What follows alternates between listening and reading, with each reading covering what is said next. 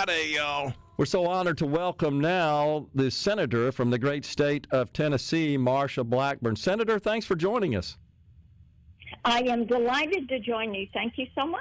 Yeah, so you have been in Tennessee this week earlier with Governor Lee and your counterpart, Senator Tom Tillis, your colleague, I should say, and also Senator Hagerty, also from the great state of Tennessee, just surveying the area ravaged by Hurricane Helene.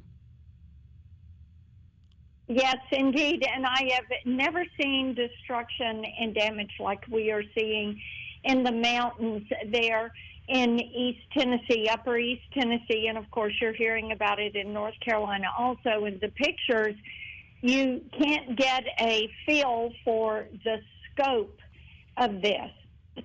And walking through it, talking to people, being on the ground, it has just been phenomenal to witness. When you have the river that was raging through over 1 million gallons of water every minute. Wow. And it was more powerful than Niagara Falls is what they are saying.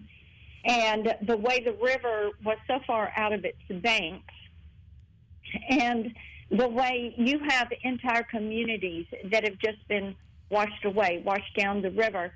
And, of course, in Tennessee, we still have some missing.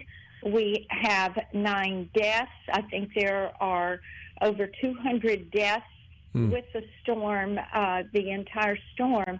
But the magnitude, the power of this, the way it ripped through the mountains, the death and the destruction, just the catastrophic nature of this. But our governor, our Department of Transportation, our emergency management, FEMA, our state emergency management, and those local county emergency management, our National Guard, local law enforcement, first responders, they have all been terrific. And we are hopeful that FEMA is going to get on the ground in the next day or so and start to bring some help.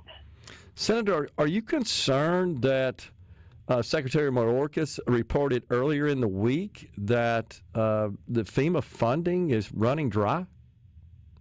You know, I think that is just absolutely ridiculous when they have been spending money to house and feed and relocate those that are entering the country illegally.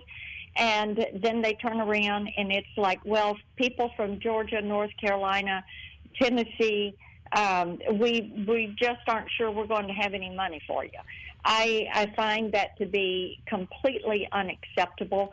Tom Tillis and I have called for Congress to go back and to address this, because for Homeland Security to say this, for FEMA to say, well, we're short on funds, it is unacceptable. They should be taking some of that money that they've been using for those illegally in the country and use it to help our citizens.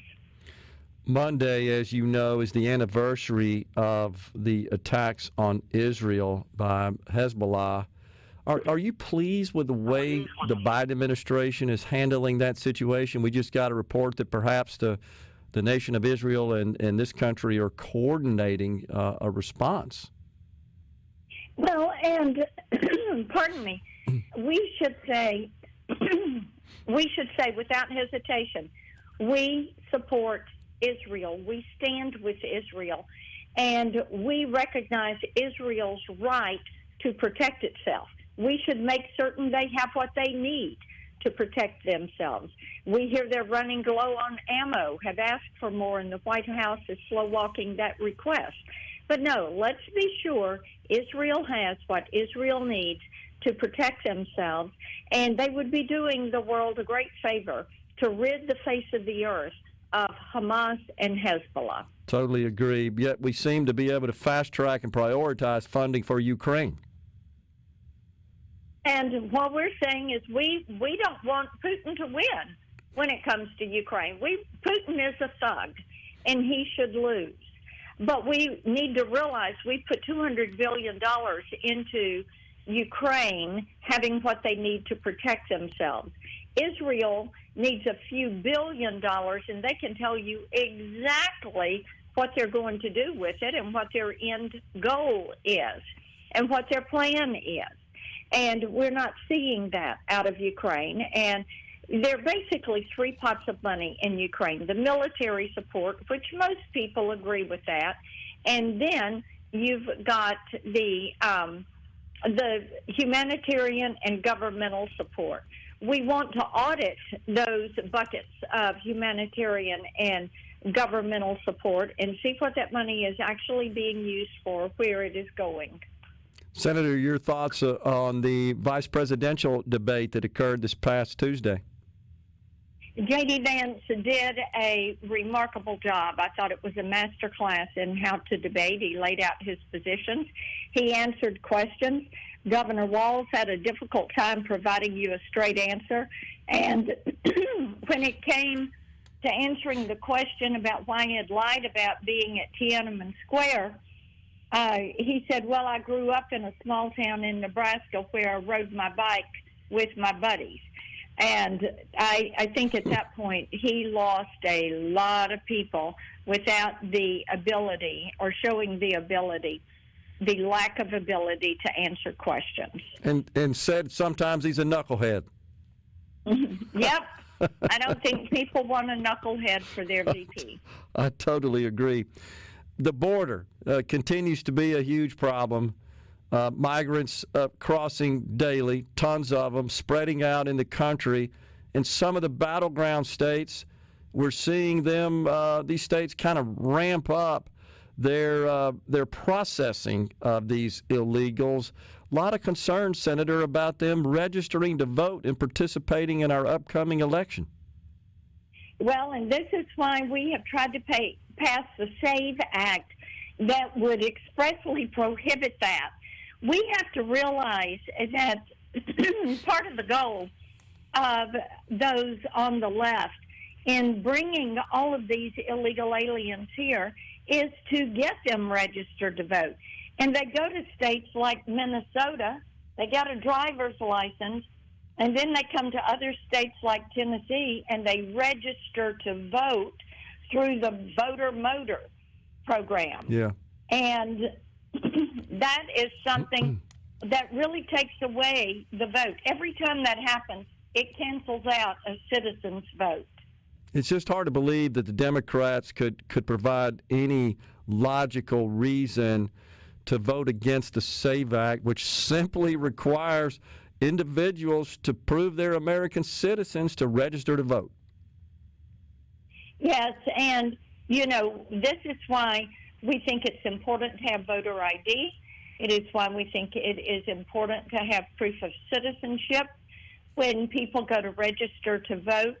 And it is why we have to make certain that those that are in the country illegally, either illegally entering or people that are here on visas, they can get driver's licenses also. Yeah. But we should not give them the ability to vote. How do you think Mr. Trump is looking on the campaign trail with inside 60 days till Election Day? Yeah, I was on the campaign trail with him last Friday. I moderated his town hall in Michigan. I thought he did a wonderful job. He stayed focused on the issues. It was a room full of auto workers. The town hall was focused on saving our auto industry. And it was interesting. We had a lot of UAW members that were in that audience. I had people raise their hands, 5,000 people in the room. And there was a good percentage that worked in the auto industry. And they were big supporters for Trump. I told everybody to go grab a couple of friends and go vote early. That's awesome. Yeah, it looks like that Harris and Walz are losing and shedding a lot of support from union members as well as other reliable demographics. It looks pretty good for Mr. Trump at this point. Well, you know, I think people who are working for a living, yeah, people who are having to deal with inflation, people that are watching what is happening with crime because these gangs that are coming across the border, I think those people are just saying, I've had enough of this. Absolutely. And while they may not completely like President Donald Trump, they're voting for him because they've had it. Well, we're looking forward to a positive outcome come November 5th. Senator, it's been an honor and a pleasure, ma'am, having you on the program. We certainly appreciate it. Take care. Thank you. Absolutely. Thank you. Folks, we're stepping aside for a break, coming right back in the